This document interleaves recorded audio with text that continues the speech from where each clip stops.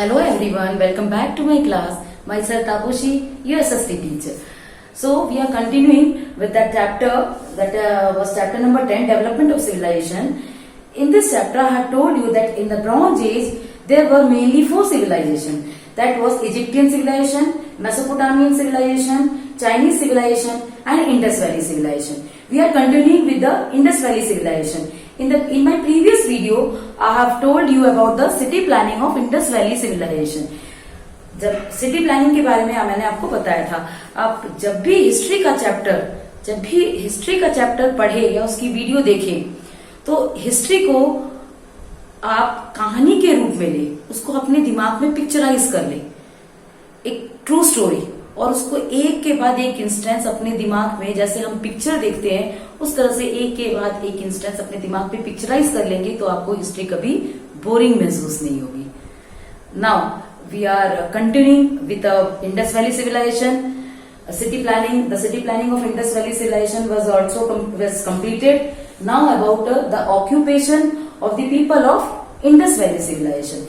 The occupation of the people of Indus Valley civilization were farming and cattle herding, pottery, craftsmen, they do metal work, toy making, seals, jewelry making, cloth making and trading. We will take one by one occupation in detail. We are continuing about the occupation of the people of Indus Valley civilization. We will take one by one. The people of Indus Valley civilization, the occupation of the people of Indus Valley civilization was farming and cattle rearing. The annual flood in Indus Valley renewed and enriched the soil. जो flood आया करता था वो soil को क्या करता था, नवीकृत कर देता था और उसमें जो उपजाऊ क्षमता है उसको बढ़ा दिया करता था. और वहां से एग्जावेशन के टाइम कुछ ट्रेसेस मिले हैं, प्लॉ, आप सिकल मिले, जिससे ये प्रूफ हो गया कि वो लोग फार्मिंग किया करते थे. वो लोग मेनली किन क्रॉप्स को ग्रो किया करते थे, वीट, कॉटन, बार्ली, मेज, ये फसल ये उगाया करते थे. फार्मर्स को अलग अलग सिंचाई के अलग अलग मेथड्स के बारे में वो अवेयर थे, उनको सिंचाई के अलग अलग तरीकों के बारे में पता था. और इवन एग्जावेशन के टाइम ट्रेसेस मिले हैं, कैनाल्स, वाटर रिजर्वर्स, टैंक्स मिले हैं, इवन आपके वेल्स मिले हैं, जिससे प्रूफ होता था कि वो लोग जो इरिगेशन के लिए पानी था वो इस्तेमाल किया करते थे. The people domesticate animals. तब वो लोग क्या करते थे, एनिमल्स को डोमेस्टिकेट, इंडस वैली के लोग एनिमल्स को डोमेस्टिकेट भी किया करते थे. मेनली वो लोग जो एनिमल्स डोमेस्टिकेट करते थे, that was ox, buffalo, sheep, pig. Horse के बारे में इस जनरेशन के लोग नोन नहीं थे. इनको ऐसा महसूस होता है कि हॉर्स के बारे में मे बी इनको पता नहीं होगा, क्योंकि एग्जावेशन के टाइम हॉर्स के कोई ट्रेस या कोई रिमेन्स नहीं मिला. Now about the pottery. Farming उनका जो ऑक्यूपेशन था, hope you understand. Now about the pottery excavation के टाइम पॉटरी क्या मिले, पॉटरी अलग अलग शेप, साइज और डिजाइन्स के मिले. आप देख सकते हो कितने सुंदर पॉट्स वो लोग बनाया करते थे, इन पिक्चर्स में देख सकते हो. मैं आपको सारे जो ऑक्यूपेशन है एक एक करके पिक्चराइज करके दिखा रही हूँ, ताकि आपको ऑक्यूपेशन के बारे में पूरा डिटेल आपको पता चल जाए. वो किस तरह के, कैसे फार्मिंग करते थे, कैसे वो पॉट्स बनाया करते थे, और उस पॉट्स के ऊपर कितने सुंदर डिजाइन बनाया करते थे. आप इन पिक्चर्स के थ्रू देख सकते हैं. Pots were baked, glazed and decorated. Pots को वो चमकाते भी थे, उनको किल्स पे बेक किया करते थे, भट्टी पे उसको बेक करते ताकि वो स्ट्रांग बन जाए. एंड इवन उसको बहुत सुंदर तरीके से पॉट को डेकोरेट करते थे. देखो आप पिक्चर में देख सकते हैं कितना सुंदर पॉट बना रखा है. In the occupation of the Indus valley we have already discussed about the farming, the domestication of animals and about the pottery. Now about the another occupation that was craftsmen. They were good artists, they were artisans also. Even जो pots उस time एग्जाबिशन के time मिले, वो pots इतने सुंदर तरीके से उन्होंने डेकोरेट कर रखे थे. देखिए आप इस पॉट्स के ऊपर उन्होंने स्टोन्स, बीड्स या फिर मेटल से इतने सुंदर तरीके से इन्होंने पॉट्स को डेकोरेट कर रखा है. तो इमेजिन कर सकते हैं कि वो कितने अच्छे आर्टिस्ट हुआ करते थे. और उस टाइम एग्जाबिशन के टाइम कुछ ब्रॉन्ज टूल्स और ब्रॉन्ज की स्टैचू भी मिली है. एक इमेज में आपको दिखाती हूँ. ये इमेज एक डांसिंग गर्ल का है. देखिए कितना सुंदर इन्होंने एक ये स्टैचू, ब्रॉन्ज स्टैचू बना रखा है। तो आप इमेजिन कर सकते हो कि कितने अच्छे आर्टिस्ट हुआ करते थे वो उस टाइम। एंड इवन सबसे अच्छी आर्टिस्टिक जो स्किल थी वो उनको सील्स में हमको सील्स में देखने को मिलती है। देखिए सील्स की इमेज है, ये सील्स रेक्टेंगुलर या स्क्वायर शेप के हुआ करते थे और इन सील्स के ऊपर क्या एनग्रेविंग्स की हुई थी। कुछ एनिमल्स के पिक्चर्स एनग्रेव किए हुए आपको देखने को मिलेंगे, फ्लावर्स या अदर सिंबल्स, कुछ आपके गॉड्स के सिंबल या प्लांट्स के सिंबल, क्योंकि उस टाइम वो नेचर गॉड की पूजा किया करते थे, वर्शिप किया करते थे।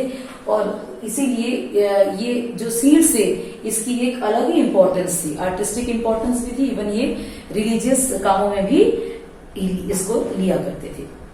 Now about the next occupation that was toy making. Exhibition से ये प्रूफ हो गया कि वो लोग जो टॉयज बनाते थे वो मिट्टी के बने हुए होते थे। और वो टॉयज किससे बनाते थे? टेराकोटा से। टेराकोटा क्या होता था? अनग्लेज्ड एंड रेडिश ब्राउन कलर हुआ करता था। इससे वो क्या करते थे? मिट्टी के बने होते थे उनके टॉयज, वो खिलौने अपने बच्चों के लिए बनाया करते थे। और आप इस इमेज में देख सकते हैं कितने सुंदर उन्होंने खिलौने बना रखे हैं। और वो किस तरह के खिलौने बनाते थे? उनके खिलौने में डॉल्स, प्लॉज, आपके कार्ट्स, छोटी छोटी गाड़ियां हुआ करती थी। Now about the jewellery making.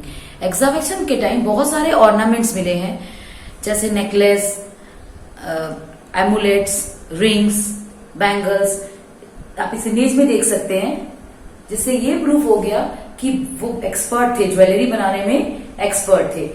और इवन वो ज्वेलरीज किसके बनाया करते थे? Gold, silver, bronze and even वो टेराकोटा की भी ज्वेलरी बनाया करते। देखिए आप इस देख सकते हैं इस पिक्चर में कितनी सुंदर वो ज्वेलरी उन्होंने बना रखी है। And now about the cloth making. उस टाइम कॉटन की कल्टीवेशन हुआ करती थी, तो टेक्सटाइल इंडस्ट्री तो उसने किया, कॉटन की कल्टीवेशन ने टेक्सटाइल इंडस्ट्री को एनकरेज किया।